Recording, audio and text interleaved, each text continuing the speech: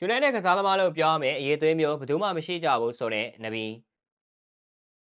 မန်ချက်စတာယူနိုက်တက်အသင်းရဲ့ကနဝင်ကစားသမားကြီးဂရီနဗီကတော့လက်ရှိယူနိုက်တက်အသင်းအတွက်ကစားပေးနေကြတဲ့ကစားသမားတွေကိုတစ်ချိန်ကကစားသမားဟောင်းကြီးတွေရဲ့စွမ်းဆောင်ရည်တွေနဲ့နှိုင်းယှဉ်ပြီးလက်ရှိကစားသမားတွေဟာယူနိုက်တက်ကစားသမားဆိုပြီးပြောရမယ့်အရေးသွေးမျိုးတယောက်မှမရှိကြဘူးဆိုပြီးပြောသွားခဲ့ပါတယ်ဂရီနဗီပြောမယ်ဆိုရင်လည်းပြောစရာပါပဲတစ်ချိန်ကမန်ချက်စတာယူနိုက်တက်အသင်းကိုအားပေးလာတဲ့ပရိသတ်တွေအနေနဲ့လက်ရှိယူနိုက်တက်အသင်းရဲ့ကစားဟန်ကိုမြင်တွေ့နေရတာစိတ်ပြက်စရာကောင်းလွန်နေခဲ့မှာပါဒီဘက်ခေကောင်းလာပါတယ်ဆိုတဲ့ကစားသမားတွေဟာတချိန်ကနေပြကြီးဆာလက်ဖာဂူဆန်လက်ထက်ကအရန်ကစားသမားတချို့ရဲ့ရေးသွေးမျိုးလောက်သာရှိရလို့ဆိုရမှာပါဒါဟာပြောပြနေစရာတော့လိုမှာမဟုတ်ဘူးလို့ဆိုရမှာဖြစ်ပြီးဟိုတုန်းက United ဆိုတာ3မိနစ်မှန်ယူဆိုတဲ့ဂုံတူးဝိဒေတာကိုရရှိခဲ့တဲ့အထိစွမ်းဆောင်နိုင်ခဲ့ကြပေမဲ့လက်ရှိ Manchester United အသင်းရဲ့ကစားသမားတွေကတော့3မိနစ်ကြံမှုမပြောနဲ့မိနစ်90အတွင်းမှာတော့တော်တော်လေးအခြေအနေစိုးနေခဲ့ကြတဲ့အထိမြင်တွေ့နေခဲ့ရတာပါ။ဒါကြောင့်လည်း Manchester United အသင်းရဲ့ကနဝင်ဟောင်းကြီးဂရီနဗေးကပိုးဆိုးပတ်ဆက်ဝေဖန်ပြစ်တင်မှုတွေကိုပြုလုပ်သွားခဲ့တာဖြစ်ပါတယ်။ United ရဲ့နောက်ခံကစားသမားဟောင်းကြီးကပြီးခဲ့တဲ့ Newcastle အသင်းကို၄ဂိုးတကိုးနဲ့ဆိုတဲ့ရလဒ်နဲ့ရှုံးနိမ့်ခဲ့တဲ့ပွဲစဉ်ပြီးမှ Manchester United အသင်းရဲ့စွမ်းရည်စရာကိစ္စတစ်ခုကိုပြောသွားခဲ့ပြီးကစားသမားတွေကိုလည်းပြစ်တင်ပြောဆိုသွားခဲ့တာပါ။ Ruben Amorim ရဲ့အသင်းအတွက် Newcastle ကိုရှုံးနိမ့်ခဲ့တာကအရေးသွေးကင်းမဲ့မှုအပြင်ဇယားထိပ်ပိုင်းကအသင်းတွေရဲ့အဆင့်အတန်းနဲ့မိုင်ပေါင်းများစွာဝေးကွာနေပြီဆိုတာကိုပြသခဲ့တာဖြစ်ပါတယ်။စင်ကျင်ဘက်မှာ၄ဂိုးတကိုးနဲ့ရှုံးနိမ့်ခဲ့မှုကအမှတ်ပေးစရာအောက်ခြေပါရာသီပြီးဆုံးရတော့မဲ့ Amorim ရဲ့ Manchester United အတွက်နောက်ထပ်စိတ်ပြက်စရာရလဒ်ဖြစ်ခဲ့ရပါတယ်။ Manchester United ကနဝင်ဂရီနဗီကအသင်းရဲ့အဆင့်အတန်းနဲ့အရေးသွေးကိုပြစ်တင်ဝေဖန်ခဲ့ပြီးစ조사အားထုတ်မှုအပိုင်းမှာပြဿနာမရှိပေမဲ့အရေးသွေးကင်းမဲ့နေတာရှင်းလင်းသွားတယ်လို့ပြောဆိုသွားခဲ့ပါတယ်။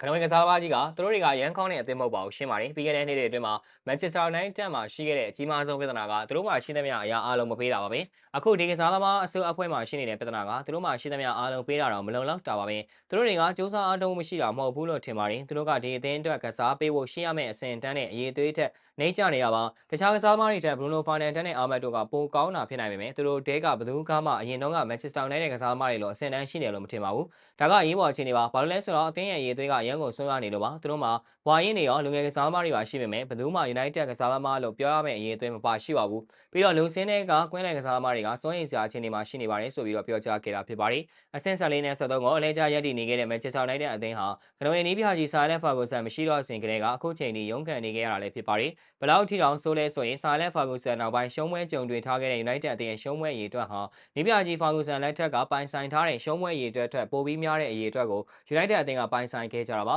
ဆာလက်ဖာဂူဆန်ဟာ United နီးပြဘွား28နှစ်အတွင်းမှာပြိုင်ပွဲစုံ110ပွဲကင်တွယ်ခဲ့ပြီးရှုံးပွဲ114ပွဲအထိပိုင်ဆိုင်ထားခဲ့တာပါဆာလက်ဖာဂူဆန်မရှိတော့တဲ့နောက်ပိုင်း Manchester United အသင်းဟာ12နှစ်တာကာလအတွင်းမှာပြိုင်ပွဲစုံပွဲပေါင်း450မှာရှုံးပွဲက125ပွဲအထိပိုင်ဆိုင်သွားခဲ့တာလည်းဖြစ်ပါတယ်ဆာလန်ဖာဂူဆန်ရဲ့28နှစ်တာကာလအတွင်းကြုံတွေ့ထားခဲ့ရတဲ့ရှုံးပွဲရည်အတွက်ကို12နှစ်တာကာလအတွင်းမှာလိုက်မိသွားခဲ့ကြတဲ့ပြင်တပွဲတော်မှာပိုပြီးရှုံးထားခဲ့ကြတယ်ဆိုတဲ့မှတ်တမ်းက United အသင်းအနေနဲ့ဆာလန်ဖာဂူဆန်မရှိတော့တဲ့နောက်ပိုင်းအသင်းကဘယ်လောက်ထိထိုးကျသွားခဲ့တယ်လဲဆိုတာမှတ်တမ်းတွေကသက်သေပြနေကြတာလည်းဖြစ်ပါတယ်